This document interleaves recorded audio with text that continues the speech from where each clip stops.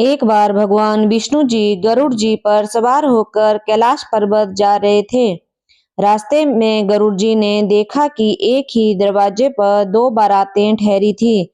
मामला उनकी समझ में नहीं आया, फिर क्या थे वे प्रभु से पूछ बैठे। गरुड़ जी बोले, प्रभु, यह कैसी अनोखी बात है कि विवाह के लिए कन्या एक और दो बारातें आई हैं। मेरी तो समझ में नहीं आ रहा है। प्रभु बोले, हाँ, एक ही कन्या से विवाह के लिए दो अलग अलग जगह से बारातें आई हैं।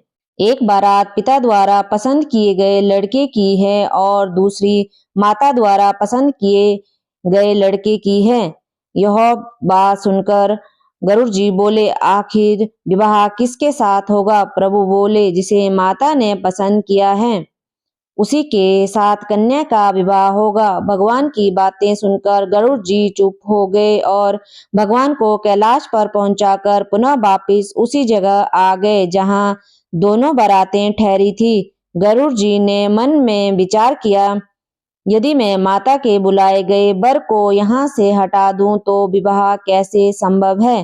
फिर क्या था? उन्होंने भगवान के विधान को देखने की जिज्ञासा के लिए तुरंत ही उस वर को उठाया और ले जाकर समुन्दर के एक टापू पर छोड़ दिया।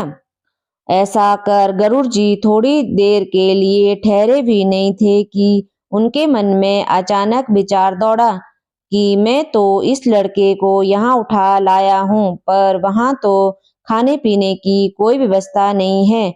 ऐसे में इस निर्जन टापू पर तो यह भूखा ही मर जाएगा और वहाँ सारी बारात मजे में 56 भोग का आनंद लेगी। यह बिल्कुल उचित नहीं है।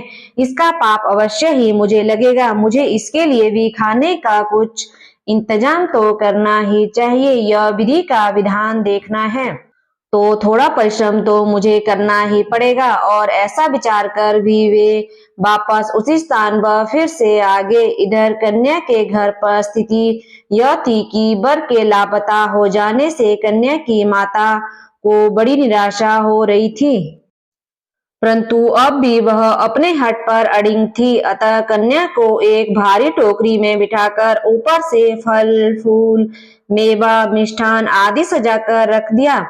भोजन सामग्री ले जाने के लिए वर पक्ष के लोग आ गए थे। माता द्वारा उसी टोकरी में कन्या को छिपाकर भेजने के पीछे उसकी यह मंशा थी कि वर पक्ष के लोग कन्या को अपने घर ले जाकर वर को खोजकर उन दोनों का विवाह कर देंगे। माता ने यह अपना भाव किसी तरह होने वाले संबंधी को सूचित कर दिया था। अब संयोग की बात देखिए। आंगन में रखी उसी टोकरी को जिसमें कन्या की माता ने विविध फल मेवा मिष्ठान आदि से भरकर कन्या को छुपाया था, गरुड़ जी ने उसे भरा देकर उठाया और ले उड़े। उस टोकरी को ले जाकर गरुड़ जी ने उसी निर्जन टापू पर, जहां पहले से ही वर को उठा ले जाकर उन्होंने रखा था, वर के सामने रख दिया। इधर भूख के मारे व्याकुल हो रहे वर ने ज्यों ही अपने सामने भोज्य सामग्रियों से भरी टोकरी को देखा तो वह बाज की तरह उस पर झपटा। उसने टोकरी से जैसे ही खाने के लिए फल आदि निकालना शुरू किया तो देखा कि उसमें 16 श्रृंगार किए वह युवती बैठी है जिससे कि उसका विवाह होने वाला था। गरुड़ जी यह देखकर दंग रह गए। उन्हें निश्चय हो गया कि हरि इच्छा बलवान है।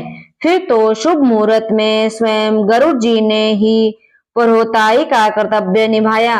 वेद मंत्रों से विधि पूर्वक विवाह कार्य संपन्न कराकर वर वधू को आशीर्वाद दिया और पुनः उन्हें घर पहुंचाया। तत्पश्चात प्रभु के पास आकर सारा वृत्तांत सुनाया और प्रभु पर अधिकार समझकर झुंझलाकर बोले, प्रभु, आपने अच्छी लीला करी, सारा ब्याह कार्य हम ही से करवा लिया। भगवान गरुड़ जी की बातों को सुनकर मंद मंद मुस्कुरा रहे थे।